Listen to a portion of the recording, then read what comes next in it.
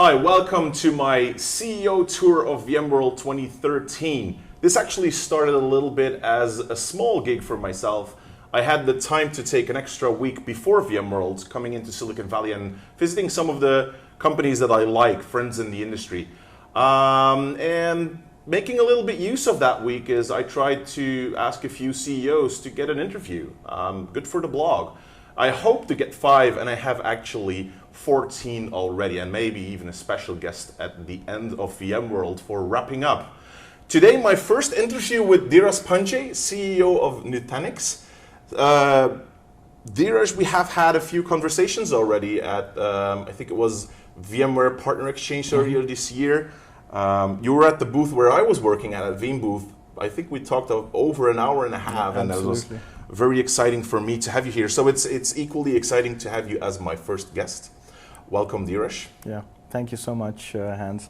It's been a pleasure just talking to you all this while, I think for the last year or so, and including on social media. I think you and I keep in touch, and that's very valuable. Yeah, you're one of the few CEOs that actually really gets social media. That's a compliment from my side. Thank you. So the intent of the CEO tour is that I try to find the man behind the company, the people behind the company, not only the only man, but let's look at the biggest man, and should be the CEO. So I'm going to ask you a few personal questions, who you are as a CEO, as a person, and you're free to go in there as much as you want. So the first question actually is, who is Dheeraj Pandey today? Well, it's a pretty serious question, and I think it makes me think about a person. You know, one thing I would tell you about myself, and this is based on the comment you just made about the biggest man in this company or whatever. I feel a little bit like I have gone ahead of the pack when I should really be with the pack, and the pack is this whole company. So it's a little bit of an uncomfortable feeling to say I'm the man, because this company is really about everybody here, I mean, who work really hard and do everything, you know. And I think that's the first thing that I would love to continue to do going forward as well, is to just think about each individual that matters. And it's not easy. I think as a company, we've gone through our highs and lows. I've actually, you know, we've parted ways with a couple of our founders in the last 2 years, and I'm sure there is that feeling about, looks like Dheeraj has it all now or something, you know, and especially one of the founders must be feeling like that, you know. I think it's a very awkward feeling. It's a very uncomfortable feeling to be just the only guy left from a pack of beautiful 3 that, you know, there was this really good, set of 3 that were actually together when we started this business. So just to talk about myself, I think I'm at a point where I want to continue to be with the people, because that's what I really thrive in, and it's being with folks around, it's joking with them. I really love to laugh at the highest decibel when I'm actually cracking jokes and stuff. And people around here know this, you know. I think, I take swipes at even the, most of the engineers, and I actually have fun with them, and in the process I also get to know them a whole lot better. They get to know me a whole lot better as well. With marketers, with product managers, with sales guys, you know, everybody, I kind of, you know, be with them in the hallways and, you know, drop by their cubes and so on. And that's what gives me the strength, because one of the things that people think about any growing company is, well, looks like they figured out the competition, and that's why they're going to really do well, or they figured out the product market fit. I think the first fit that me as a person had to figure out was, are we building the people fit? You know, are the people fitting with each other or not? You know, because you hire the best people, if they can't work with each other, then you definitely have nothing coming out. So I really focus a lot on that as well in this company. Yammer is big for us, you know. When you talk about social, I think we try to avoid water cooler discussions by having everybody come on this very public platform where anything and everything goes. That's the way we actually build this. And when I talk about the company and how we're building it, it's just more so about myself as to how we really building it, because I believe that the strength of the grassroots is what's going to really uplift this company. You want to be just one of the team. Exactly. And yes, I have a role. Sometimes I become a team player with marketing, sometimes with product management, sometimes with sales, and I was a team player with engineering till about a year and a half, 2 years ago. Now I'm sure quite a bit of that code has been rewritten, but basically I did whatever it was required of me as a team player to come and do this. So that actually goes slightly already to my second question, as in, how did Dheeraj Pandey, from being a toddler to today, become a CEO of a company like Nutanix? Have we seen that the company did very well in the last year? We'll talk about that in a second, but how did you as a person become from toddler to today? What's been your track, and what sticks with you as game changers in your life to become where you are now? Early on, I've always been a very social guy, just social animal who would actually just laugh his heart out, as a person, And I was also very inclined to doing well at school. So I was not a nerd or like a typical good nerd, but I was always a guy who wanted to do well at school. So which tracks did you follow and attracted you most in school? So in the first 10, 12 years, obviously till high school, it was just being good at grammar, English, comprehension, all that stuff on the language side, communication skills wise, but also being very good at math and science.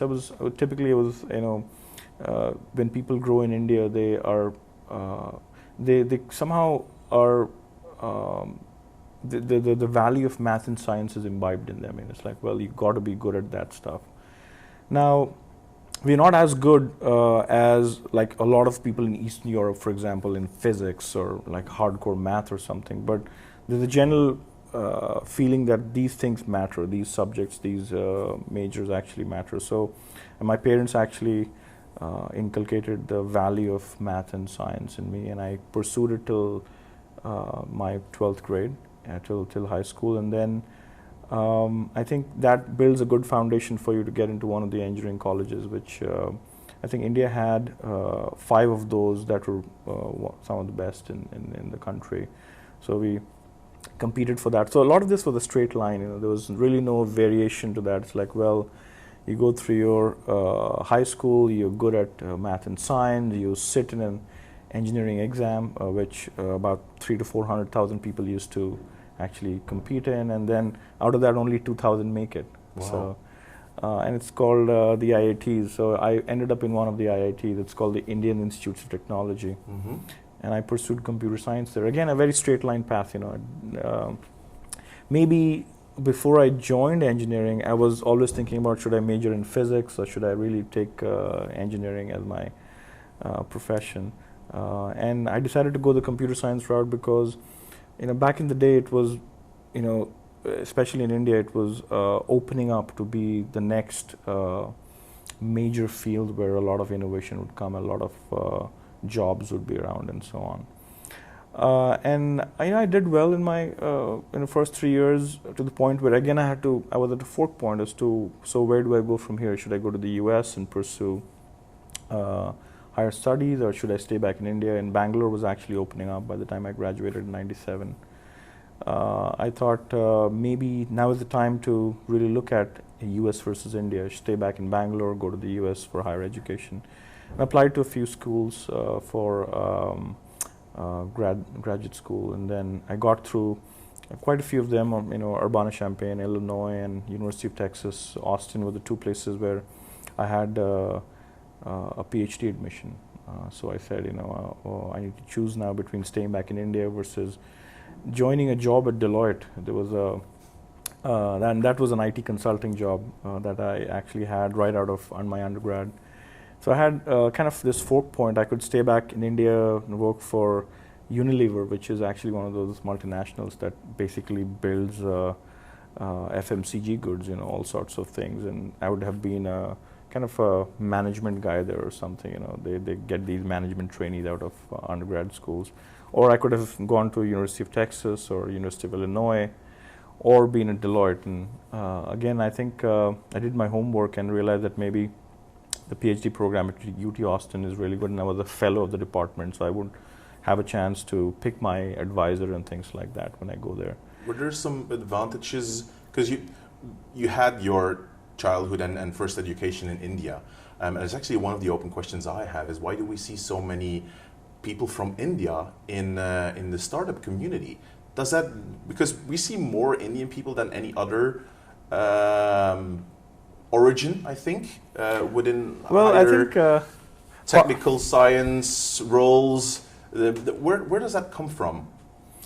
Part of it is just the law of numbers, right? I mean, it's 1 billion people out of 6 billion people. Yeah. Okay. So ratio-wise, it actually comes there. But also because opportunity-wise, US was the place to be. I mean, there's a lot of other countries. China and India were the biggest exporters of human capital to the US in the last 20 years, just by law of numbers again. Okay. 1 billion people each and so on. And also because the other developed economies had enough opportunities at home that people didn't have, they were not forced to look out, right? Yeah, your alternative was stay back. And Bangalore was, Bangalore was actually opening up, but still not to a point where you could compare it with Silicon Valley in that sense, I think in '97 I made a decision to come to the US and pursue a PhD program at University of Texas, Austin. And a couple of months later, I actually, bumped into my wife-to-be, and that was online actually, and she was vacationing at her parents in the Middle East, which is where they have been working for the last 30 years. They're still Indians, but they work in the Middle East for the last 30 years. And this is 1997 when there was no real RTC messengers or Google Talk or whatever. You go to a website and there was a Java applet that would open up. I think we were still at dial-in at that point. Yeah, in fact, and there was a website called talkcity.com, which actually doesn't exist anymore. But I bumped into her online, and then we spoke for 9 hours the first day, and then 2 weeks later I started to talk to her on the phone, and we long distance dated for like 3.5 years, and then we got married in 2000. Nice. I basically was at school at UT Austin, and then I said maybe I would go on a leave of absence for my PhD program because the bubble was just coming up, so the market was heating up, and I'm like, maybe there's an opportunity here where I could defer my PhD program and really go after the industry. There are very many good opportunities out there. And in the meanwhile, I had seen the glimpse of the valley because I was interning at Oracle in '98, in the summer of '98. So I had really seen the glimpse of the valley, and I was enamored by the valley. To say, wow, I've got to come and actually live here. It's hard once you felt it. Absolutely, absolutely. And Oracle interns were spoiled in not just the way they're taken care of, but also they would take you on a helicopter ride beneath the Golden Gate Bridge, and all sorts of perks were there as an intern of Oracle. So I got a good taste of what the Valley is all about. Even when I was still at school and I was interning here.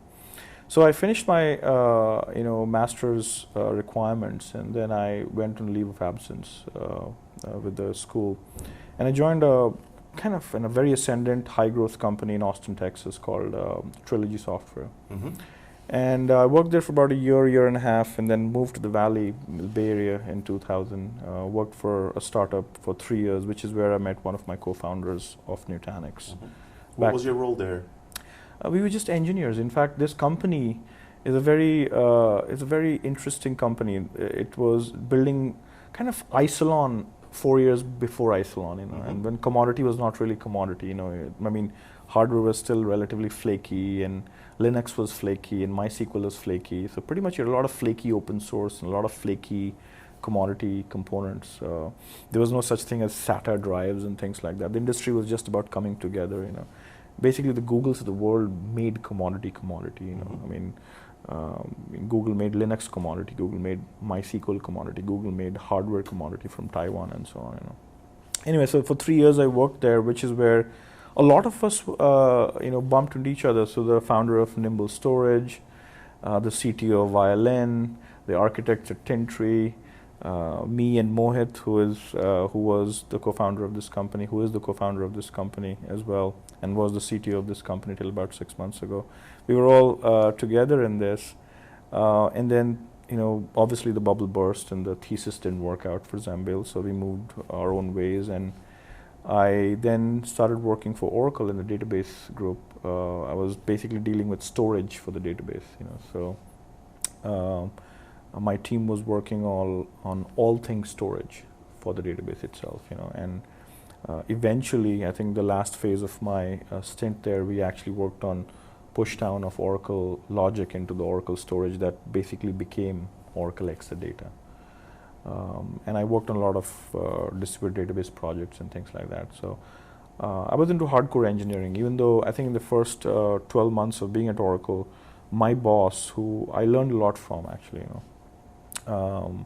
he taught me a lot about just execution and what it means to really get things done. He was one of those guys, and he was. I have a lot of good memories from Oracle because he really taught what it meant to ideate as well. Just think about new things. We were all part of this very large company, and there's a whole chain of people at Oracle who were extremely innovative and extremely fast moving, and would always question the status quo. And this is a sliver of people, like maybe 6-7 guys in the chain of command to Larry Ellison, which is the reason why Oracle is still so relevant. It's because Larry has continued to respect this group of people and shower a lot of love and praise and money and compensation and whatever on these guys, which is the one big difference between the way Oracle database has grown in the last 30 years versus what happened with many other companies who brought hired guns to be the CEOs, and then they didn't really respect the cash cow and said, well, this is done, and they went into different areas and defocused the company. So that way I think Larry really understood the product, the database, and that's why they continue to make so much money on the database itself. Would you see that as someone that you are looking to as a person in what you are doing as CEO? Well, he was high up there, I could never have seen myself as being the next Larry. There's like 10 guys. No, I'm not guys. thinking about that, but if you look at companies that have thrived through more than 20 years, you are actually looking at Michael Dell, Steve Jobs, Larry Ellison, and those are the people that can bring a company and keep it at a high level. Yeah. Is that the type of people that you look up to as in your role as a CEO? Yeah, I look up to product-oriented CEOs. I look up to people, and the reason why I call it product-oriented CEOs because they're not into a formula game. They're not being formulaic about spreadsheets and just adding arms and legs to go and just expand sales. All that is very important, but you've got to realize that as a tech company, the high-tech company, you're not a car manufacturer. You're not a coal mining company. You're not one of those ISO 9006 certified companies where your intellectual property is like fabs or lithography of 19 nanometers versus economies of scale that way. If anything, software has reverse economies of scale. It's about the more people you add, the slower you become. That's the paradox with software industry. But I think the point about being a product CEO is that you're paranoid about what's out there, and you're constantly being challenged about what you could do in the next 2 to 3 years, because you can move fast if you are the first one to connect the dots. I think the reason why we are here in Nutanix is because the founders, the three of us, myself, Mohit, and Ajit, we thought about things sooner than anybody else could. Just 3 years ago, most people were naysayers on Nutanix, like, whatever, who's going to buy compute and storage together? These things are different silos and so on. So I think if you're a product-oriented CEO, you're paranoid. You value innovation because you know that anything that you innovate, you'll be out-innovated in the next 2 to 3 years if you don't continue to keep pushing the envelope on innovation. And lastly, because software is amorphous. You can do so many things with software. That there is no limit to where you can push innovation to. So in the next 2 to 3 years, we have to look at again where the world is headed in 2015-16. Connect the dots now, because if we don't connect it now, we won't have a working product that is ahead of everybody else. You're actually already answering the next 2 questions. Because actually, you're starting to go into, well, we've had your education, we had your personal career. How did this Nutanix thing with 3 founders come together? Where does that come from? How do you how do you come from, I have a good idea, to this is a company I will build? Because if we look at it, you say 3 years, but if we look at what Nutanix did in the last year, this is something you have to had already seen when you started, that it has this potential. So how do you come from an idea to a Nutanix that is what it is today? Well, the most important factor in this was our spouses, like my wife, and I'm sure Mohit's wife and Ajit's wife. We're very understanding partners at home who basically were willing to have us try our,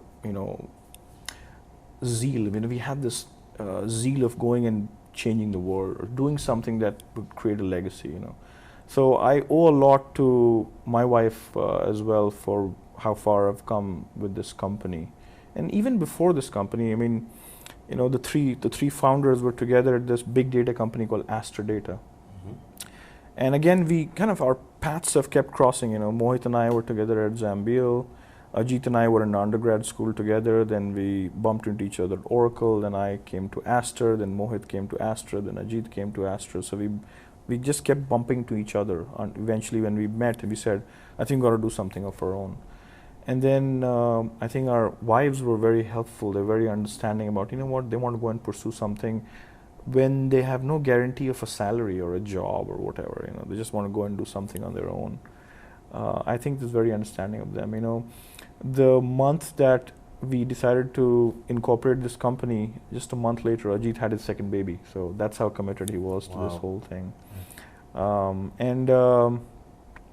Mohit wrote a personal check of $250K or something just to be able to get the company up and running and so on. My wife and I conceived in January of 2010 our first child. So I think the month that we conceived our first child and the month that we conceived the idea came together. So there were like two babies coming together. The Nutanix baby, and then it was a fruitful period. Yeah, it was a very fruitful period. So I think December of 2009, we got this whole thing together, and there's a whole saga behind how we, resigned our jobs and how we got together and how we had to first incorporate the company, then apply for a visa for Ajit because he was on a non-immigrant visa and so on. So November is when he jumps over, and he has a lot of angst about the only guy left behind at Astra when the two of us have moved, and so there's a lot of And finding some money. Yeah, we knew someday we will. It was just a matter of time. I think December. When did you get your first A round?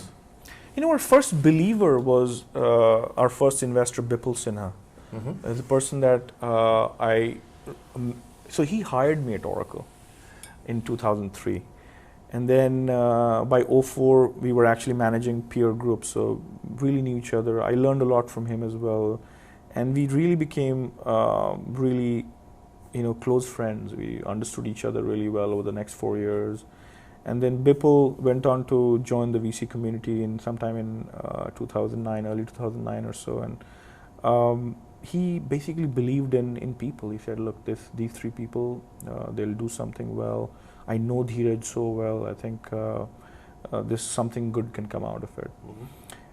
So in December, he basically worked with his firm, Blumberg Capital. So David Blumberg and Bruce Tarragon were the principals at Blumberg.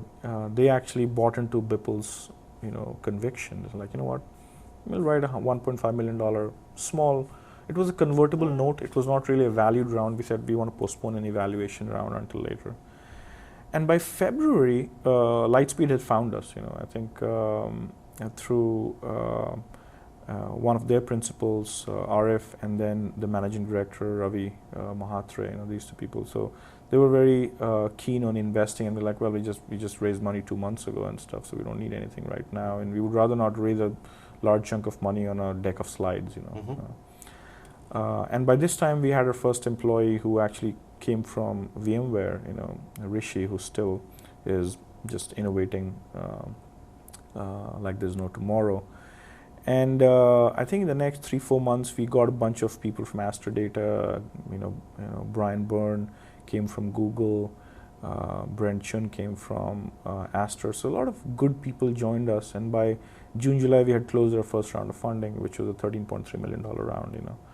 And I think we basically had seen collapsed, converged, flattened infrastructures in our past lives, which is what gave us this thesis that this could be a whole lot more generic than just, because I had seen this collapsed, converged thing with Exadata. Mohit had seen this with Google, GFS, Google File System, MapReduce stuff. And at Astrodata, we were trying to do something similar with in-database analytics. We were trying to push the logic to the compute. And also Hadoop, we had seen a lot of Hadoop at Astra as well. So we knew that there was something about this flattening of infrastructure, collapsing of compute and storage, which had a wider use case. And the first wide use case we started to study was virtualization. We said, let's learn a little bit more about virtualization and see if it has any pain points. And storage was a big pain point. We said we actually can do a scale-out infrastructure for virtualization, that'd be big. So that's how the idea really came about. And every year, because in the first year, 2010, there were mostly naysayers. These are people like, it's like these guys are building a science project or something. Yeah. But then 2011 happened, Fusion IO happened, and we had actually really made a bet on VDI, the first workload. Again, going against the wind, because most people had written off VDI in 2010, 2009, and so on. I remember the first meeting I had with Mark Leslie. We got into this where he's like, are you sure VDI? I'm like, yeah, absolutely. The bunch of VCs in 2010 was like, oh, it's dead and rival and stuff like that. But like every good company, we found our beachhead. We said, it's like for NetApp, it was test and dev and engineering R&D. They didn't try to boil the ocean. They didn't try to go after EMC and all that stuff right away.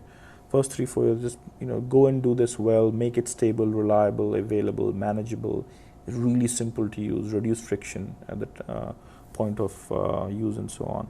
So I think we found that VDI as a use case, and then Fusion IO happened, which was in the server side, and people started talking about server-side storage, how do you make it enterprise grade. So now a lot of the naysayers are moving to become fence-sitters. A lot of the fence-sitters moving over and saying, hey, this could be big. So every year we saw more and more of the naysayers becoming fence-sitters, and then in 2012 convergence happened. At least people started about converged infrastructure and so on. So the story became more and more solid and more just prettier by the day, actually. Like, wow, looks like this was thought through. And I think we owe a lot of this to our experiences of seeing some of this in other, I would say ecosystems, Oracle ecosystem, Google ecosystem, Facebook ecosystem, Hadoop ecosystem, Astrodata's product. And I think we said there's a way to really bring this to the masses, and that's how Nutanix really I think I remembered VMworld last year, 2012, and Nutanix was actually one of the biggest buzz companies that went through the people. Have you seen that? Have you seen those guys? That's really a solid. So I think you're right that last year, after 2011, where you saw indeed Fusion IO and some high IOPS in a server, all those things, 2012 brought that converged ID to the masses. We accepted that. So what happened between last year and this year? I think Nutanix is one of the companies that had such a tremendous growth last year, and maybe that comes from all the naysayers going to, well, this could really be something. So my next question actually is, what has happened to Nutanix in that last year? I think that was, you have a lot to say about that, because you went abroad, you went to APAC and EMEA as well. And then the next question you can answer there is, where will you be in 12 months? What can I pin you on for August 2014? Where are you going? Where do you come from? Where are you going?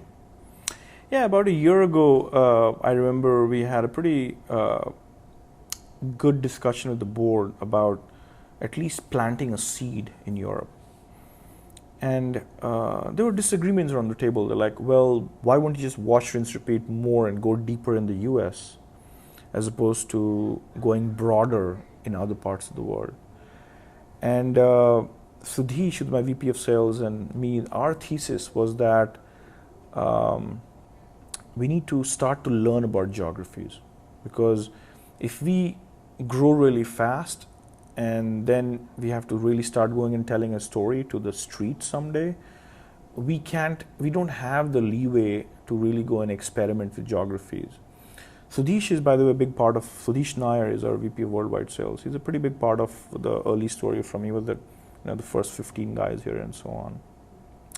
And over time, I think we have really enriched our executive ranks as well. We have our VP of Operations and Support, David Sangster, who built Data Domain, and we've added a lot of really good leaders, both in engineering as well as across other functions. A VP of Marketing, Howard Ting from Palo Alto Networks, VP of Finance, David Freeman. There's a lot of very good people that we've added along the way that we methodically and deliberately pushed out to the later part of the company building, as opposed to bringing them too early, because a lot of these people will twiddle their thumbs, as to what about manufacturing, what about marketing right now, what about planning and strategy. Recently, we got a couple of really good leaders, VP of Engineering Rajiv, and VP of Accounting Ken, and a bunch of really good leaders in Europe and Asia Pacific. Derek, who actually runs our entire EMEA operations from Benelux, and Edis and Jan. There's a really good core that has come to form in Benelux, from where they're actually leading the charge for all of EMEA. And then in Asia Pacific, we have a very good core with Matt Young coming on board, who used to run Nicira and before that Blue Coat. So very experienced people have come on board in the last 12 months. I think the biggest thing that has happened in the last 12 months is just the overall expansion of the story. Now convergence is mainstream. IDC took its target from 2 billion to 17 billion. But we don't even look at ourselves as just as a converged play, because for us, convergence is just one of the pillars. It's the platform. It's the platform where you run virtual machines, and it needs to be, scale out and converged and software defined and hybrid and flash enabled and stuff. But I think 12 months ago, if you look at us, it was still looking like we have to figure out what the market is saying about us. Is this a large enough market or not? And then every quarter, the way we delivered the numbers made us look like this is becoming bigger and bigger and bigger.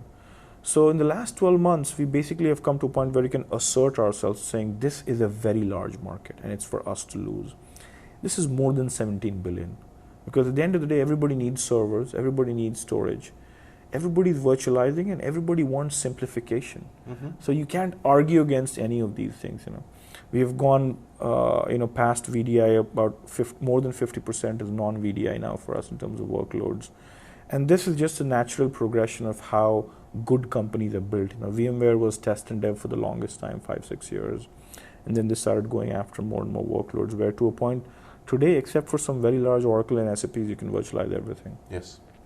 So I think, first of all, the beauty of this company, why we have done this well in 3.5 years, is because the product definition was to the mark, to the point, actually. It's like it only got better and better and more validated. So the idea of what the product was and to where it is today, it's just exactly what it was 3 years ago, actually. And I think over time, as we see in the next 12 months, there's going to be this hardening of VMware, us getting close to them, even closer. Actually, we've gotten pretty close to them already. But we'll also get close to some of the other partners. Microsoft, I think we'd love to actually get really close with Microsoft in the coming 2 years. And I think our thesis is that, the way it happened with databases, where the market really kind of trifurcated. It was all Oracle in 2000, and then give it 4 years, fast forward 4 years, you have the mid-market with SQL Server, and then you have the web guys, the web farms with MySQL. Something similar is happening in the next 2 years as well, and I think we have to figure out how to bring all the VMware love that we have today into Microsoft ecosystem as well.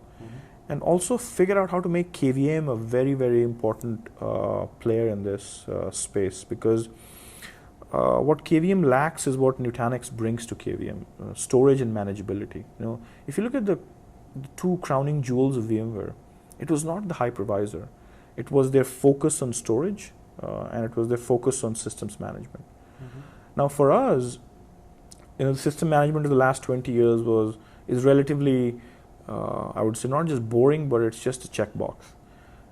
It's about what we call a control fabric and a data fabric. So data fabric is storage, and control fabric is visualization. How do you visualize a data center in the easiest form? Analytics. How do you analyze a data center in the most complex form? You take that Drag complexity. and drop a workload from one host to another. Absolutely. In a click. And not just in number of clicks, but also is it able to bubble up the complexity and making it simpler and simpler to a point where it can be visualized. And I think you take this complexity, we do a lot of map reduce, big data kind of stuff. I mean, Nutanix essentially is a big data app. You can think of it as a big data application built for the data center. And it solves some mundane problems of storage and virtualization and things like that. But at the core of it, it's all these frameworks and how do you use them to analyze a lot of information that you're actually monitoring, whether it's performance or logs or things like that. And then you bubble them up through a very visual tool that is extremely consumer grade. That is what the nirvana of a data center is. Is that your challenge for 2014, or is that just the ongoing challenge? It's a journey. It's a journey. Yeah. I think, next 1 year, the biggest challenge, if you were to ask, is not a technical challenge, it's not a competitive challenge. It's about the fast growth of this company. Yeah. As people, we were no more than 30 people before the VMworld of 2011. So this is 2 years ago. We were 25, 30 people. In fact, the entire company flew to VMworld in 2011, but 35 people is what we were. And that's how small the family was. It has grown to close to 300 people now. Wow. So we've almost grown 10x in 2 years.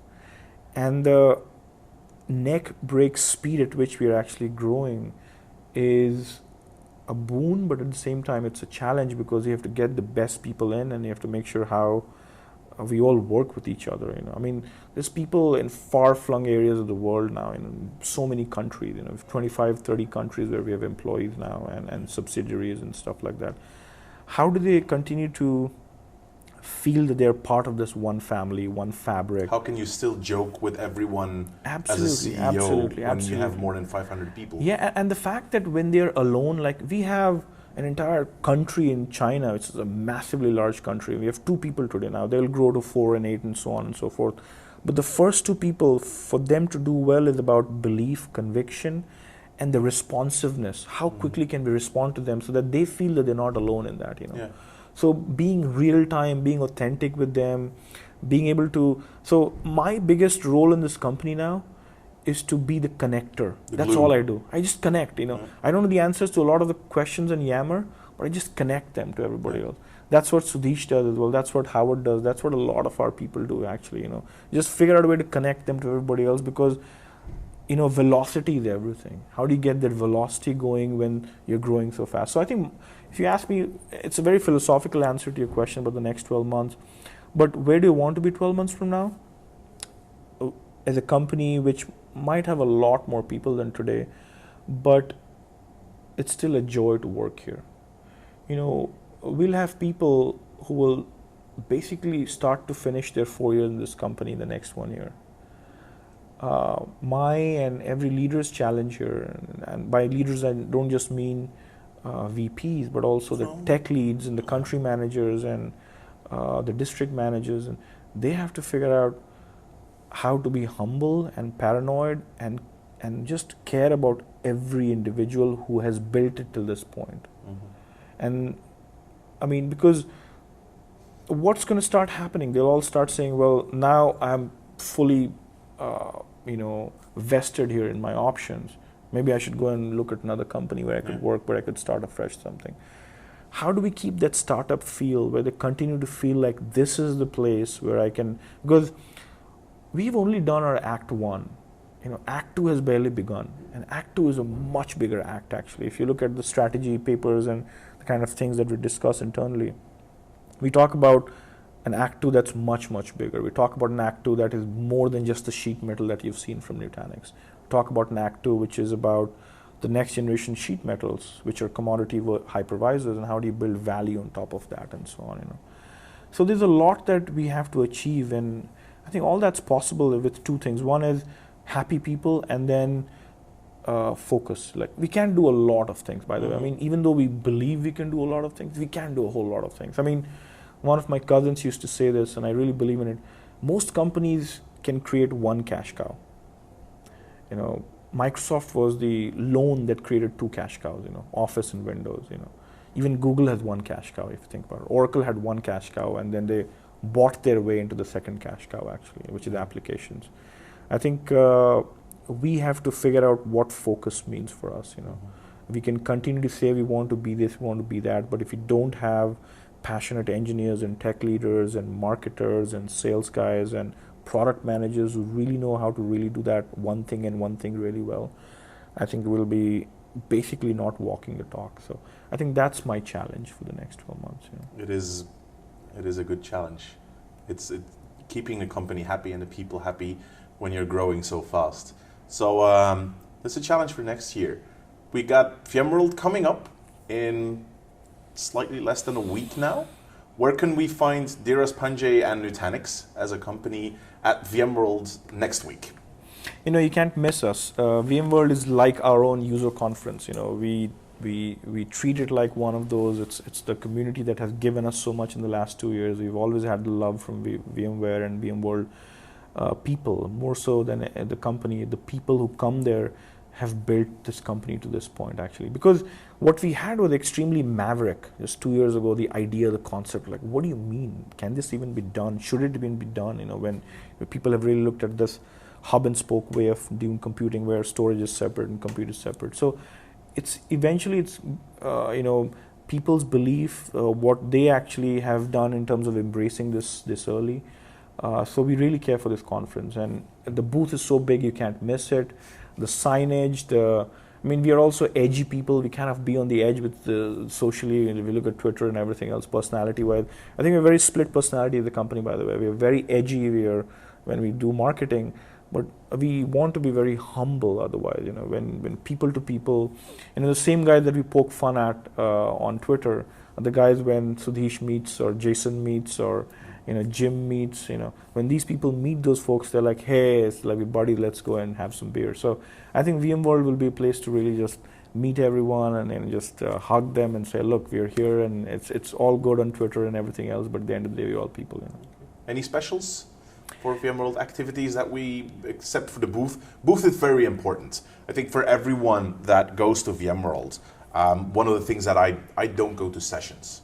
I'm sorry, but I don't go to sessions. I go to the Solutions Exchange, try to speak to each and every company, and not only looking at the products, but look at the people that work there and how do they feel about their products. I think we know that now from Nutanix. It's a social company with a very good technical product. But that is one of the things that I do. I spend a lot of time in the Solution Exchange and in the community lounge where all the bloggers and so come together. I think that's the biggest value for me in VMworld is the networking, is meeting the people that you have been on Twitter. Sudhish, for example, and you, we tweet a lot to each other, and then meeting each other in person, having that proper conversation.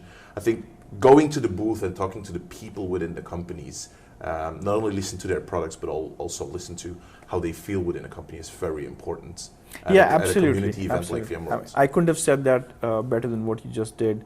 I think this time around we're trying something different. We are trying sessions. We've grown to a point where if you had to address 100 people together in a room, I think you can't do that on a booth. Well, you'll have to do sessions. As a company, so I think because there's a lot of people that come from don't get me wrong. It's not because I don't go to the sessions. I encourage everyone that is actually interested in a specific product to go to that session. But don't fill your whole schedule with 5 sessions a day. Absolutely. We have some good sessions. We have 3 sessions at VMworld.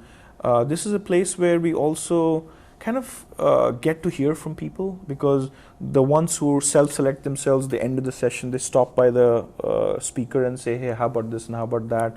I think it's the best. One of the best things I've realized we get out of VMworld is the feedback from people on what could be done differently and so on. I think in all these sessions there'll be something that we'll announce at the very end, which is kind of the secret that we leave for people to just be intrigued about. Like, well, if you stay till the end, you'll hear something. So, Lucas is doing one. Again, Lucas is one of our really budding leaders in this company. I have a lot of hope from what Lucas can actually do in this company. He and one of his buddies from Accenture, Stephen Poitras, are just awesome company builders.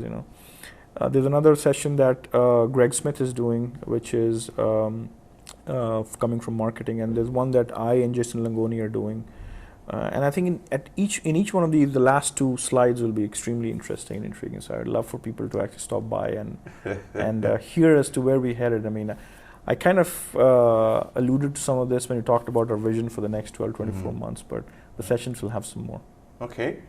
Dheeraj, nothing ends me more than saying thank you very much for this first of a whole series of interviews. It's always a big pleasure to talk to you. I thought we would have 15 minutes, but I don't even want to look at the schedule, how long we did on this. So thank you for the interview. I'll see you next week. And enjoy VMworld and enjoy finding the booth and all the people in there. Thank you. Thank you so much. And thank you to everyone who's watching this. Appreciate it.